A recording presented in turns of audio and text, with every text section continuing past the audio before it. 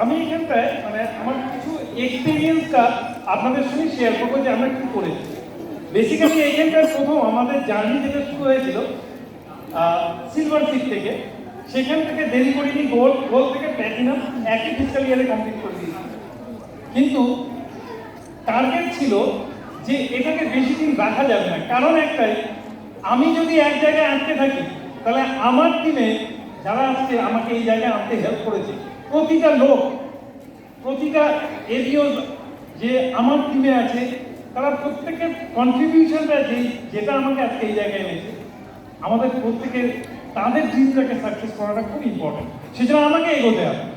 আর ওই ডিটারমিনেশন নিয়ে কিন্তু এগিয়েছি। গত বছর 2018 আগস্ট শেষ হয়েছে, সেপ্টেম্বরে ঠিক করেছিলাম এই ইয়ারে আমাদেরকে ফাউন্ডারশিপ কমপ্লিট করতে হবে।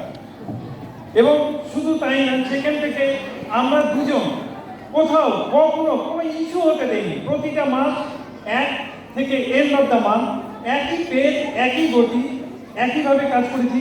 বিশ্বাস ছিল আর ডিটারমিনেশন ছিল, হবেই আর করতেই হবে। তারপর যখন মার্চে 2023-এ ভিশন 23 এসেছিল, তখন আমাদের ফাউন্ডার এজেন্সি কিরিটি শাশ্বতী রাজগুপ্তর মাধ্যমে আমরা যেটা অসীমাবধান ড্রিম, যে 2023-এ একটা হিউজ বিজনেস আমাদের দিতে হবে, আমরা ওখানে কন্ট্রিবিউট করব। সুতরাং এখান থেকে আর কিছু সরে যাওয়া যাবে না। আমরা না, শুধু আমার টিমের থেকে প্রচুর লোককে কালেক্ট করে আনতে হবে। আমি রেডি করে নিয়েছি, এর মধ্যেই রাজু কালিয়া, আমরা হয়তো না, এটা হবেই এই ফিজিক্যাল ইয়ারেই, আবার তাদেরকে আমি নতুন করে পিন করাবো। তখন ছিল সিলভারে, এবারে হচ্ছে প্ল্যাটিনামের পিন। শুধু তাই না, এছাড়া আরো কিছু আছে যাদের আমরা তৈরি করছি এই ফিজিক্যাল ইয়ারে, তাদেরও এইখানে আপনারা দেখবেন, তাদের আমরা প্ল্যাটিনাম পিন পড়াচ্ছি। শুধু একমাত্র একটা কাজই আমাদের এই জায়গাটা আনতে হেল্প করেছে, দ্যাট ইজ ডিটারমিনেশন। ডিটারমিন করেছিলাম এটা করতে হবে, করেছি। এবারও যে কথাগুলো বললাম সেটা করতে হবে, করবই।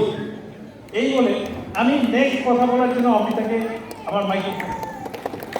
গুড আফটারনুন, নাম অমৃতা দত্তা। আর জাস্ট একটা আগে সবার আগে আমি যে ভগবানকে প্রণাম করে থ্যাংক ইউ জানাচ্ছি যে আজকে ওনাদের জন্যই এই স্টেজটা। তারপরে অবভিয়াসলি আমার দুটো আপলাইন আমি কখনোই আপলাইন করি না। আপনারা অনেকে এখানে জানেন, যারা আমার সিলভার শিক্ষক গণশিল্পের সঙ্গে ছিলেন, ওনারা আমার সেকেন্ড প্যারেন্ট, মানসিক অনিমেষ দয়াল প্রিয়জিতার কাছে। যখনই আমার আপলাইনও উনি খুব ভালো করেছিলেন। অনেক সময় মানুষ তো অনেক সময় মনে হতেই পারে হয়তো আমি পারবো না, আমি কিন্তু আপলাইনে কখনো সিচুয়েশনের জন্য ফোন করিনি।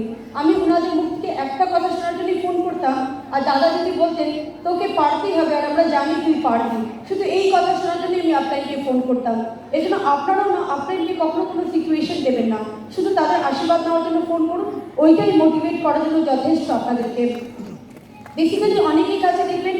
আর আরেকটা থ্যাংক ইউ বলবো আমি আমার টিমমেটসকে, কেন কি আজকে ওদের লড়াইয়ের জন্য কিন্তু আমি এখানে, ওরা প্রচণ্ডভাবে আমাদের জন্য কাজ করেছে বলে আজকে এই স্টেজে। দেখবেন অনেকের কাছে না একটা কনফিউশন থাকে এই বিজনেস নিয়ে। আজকে যারা প্রচুর লোকেরা নতুন এসছেন বা নিউ পিন পেয়েছেন, 6% বা 9%, তাদের কাছে কনফিউশনে কি বিজনেসটা আদৌ কি। আমি এই বিজনেসটাকে কম্পেয়ার করি সমুদ্রের সাথে। দেখবেন